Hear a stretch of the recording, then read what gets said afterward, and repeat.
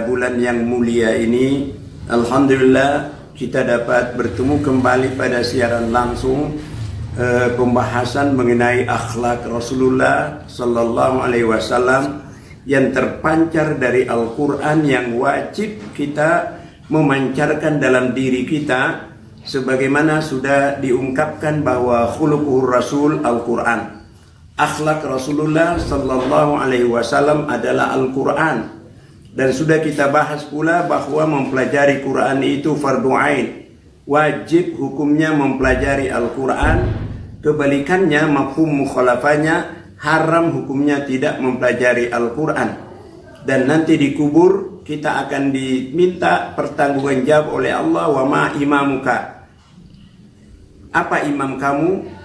Tidak akan mungkin menjawab Al-Qur'anu imami selama kita tidak mengarahkan perhatian kita kepada Al-Quran. Selanjutnya, dari akhlak Rasulullah sallallahu alaihi wasallam kemarin sudah kita bahas bagaimana kelemah lembutan Nabi. Nabi itu sangat lemah lembut dalam setiap perkataannya, karena seluruh pertanggungan jawab manusia di akhirat nanti adalah dari ungkapannya, ucapannya. Nah, kemudian sudah kita bahas pula kemarin bagaimana kita bisa menahan amarah, karena marah itu adalah jalan menuju neraka. Pada kesempatan ini baiklah kita mengungkap surah As-Saff ayat 10, ya ayyuhalladzina amanu. Ini harus mantap dalam diri kita, ilmul yakin, ainul yakin, haqqul yakin, sehingga mencapai derajat khasyatullah, takut kepada Allah, baik dalam situasi sendiri, sepi, maupun di dalam situasi ramai. Nah, sehingga kalau jadi pejabat tidak mungkin jadi penjahat. Rumah tangga bahagia. Rumah tangga yang diliputi oleh cinta dan kasih sayang, yaitu yang tujuan hidupnya sama-sama mencari kerelaan Allah, karena kelak akan ketemu lagi di dalam surga Jannatun Na'im. Kunci sukses pendidikan dalam rumah tangga ialah rumah tangga sakinah, mawaddah, warahmah, sampai ajal menjemput. Dalam keluarga, 1. Rumah tangga yang dinaungi oleh Allah dalam kasih sayang, karena dihiasi oleh agama, dibimbing oleh ibadah, kecintaan kepada ilmu, sehingga rumah tangga itu dipancari oleh cahaya Al-Quran. 2. Rumah tangga yang ekonominya berkembang dalam usaha halal dan thayyiban, harta yang berkah, halal dan suci. 3. Rumah tangga sehat sejahtera yang terbimbing oleh pola hidup Nabi dalam ibadah moral dan akhlak, pola makan dan kesehatan cara Nabi, Tibun Nabawi, yaitu pengobatan cara Nabi. 4.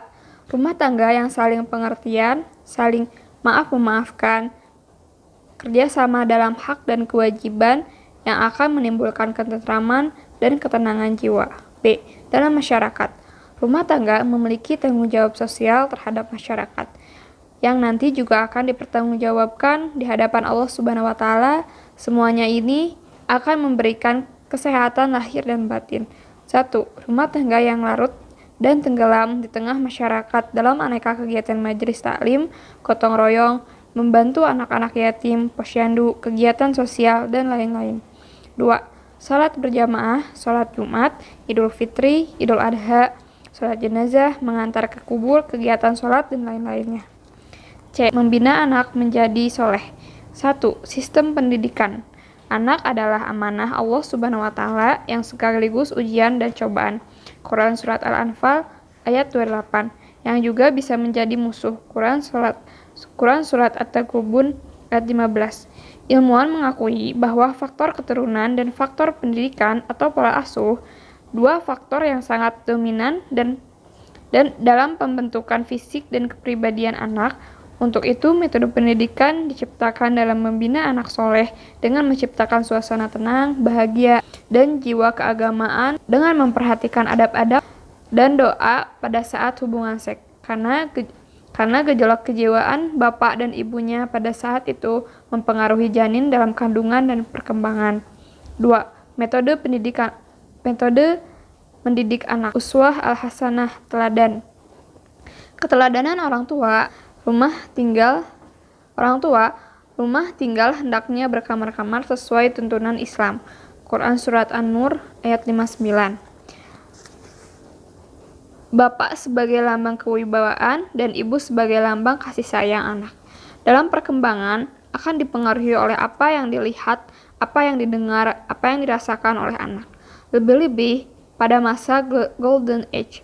Maka tumbuhkanlah suasana Islami, kasih sayang, penuh tanggung jawab dalam rumah tangga itu. Keteladanan baik dalam amal soleh, keteladanan dalam akhlak, keteladanan dalam ukhuwah, dan dalam segala gerak. Tidak merendahkan, menjatuhkan, atau berkata kasar. Perbanyak teman, jangan perbanyak musuh dalam keluarga Islam. 3. Pembiasaan. Pendidikan adalah latihan pembiasaan mengenai kejujuran, amanah, tolong-menolong, ibadah-ibadah individual seperti sholat, puasa, sedekah, kepada fakir miskin, menyayangi anak yatim, berbuat baik kepada orang tua, menyayangi adik-adik, dan sebagainya. A. Al-Wad. Mengembirakan dengan metode hadiah, kasih sayang, kejujuran. B. Al-Wa'id. Ancaman berupa sanksi karena pelanggaran anak disesuaikan perkembangan anak agar tertanam kedisiplinan sejak kecil secara bertahap. 4. Sentuhan al-qulub. Hati paling dalam. A. Sentuhan dengan kata-kata hikmah, kisah-kisah teladan dari kisah nabi-nabi, orang soleh, dan orang-orang yang sukses. B. Kisah orang-orang zalim yang mendapat azab Allah dan sebagainya yang diungkapkan oleh Allah di dalam Al-Quran. C. Kurikulum pondok, pendidikan rumah tangga, dan pendidikan masyarakat ialah pendidikan Al-Quran, hadis Nabi yang paling populer. Ialah orang yang paling terbaik kualitas Islamnya ialah siap mempelajari Al-Quran dan siap mengajarkannya. Percakapan cahaya Al-Quran di rumah-rumah kalian. Berdasarkan Al-Quran surat Al-Qasas ayat 85, para ulama menetapkan haram hukumnya di sebuah rumah tangga Islam ada yang buta huruf Al-Quran sejak umur 7 tahun. Allahumma inni a'udzu bika minasyirki wal kufri wal fusuki wan nifaq. Allahumma inni a'udzu bika an usyrika bika wa ana a'lamu wa astaghfiruka lima la a'lam.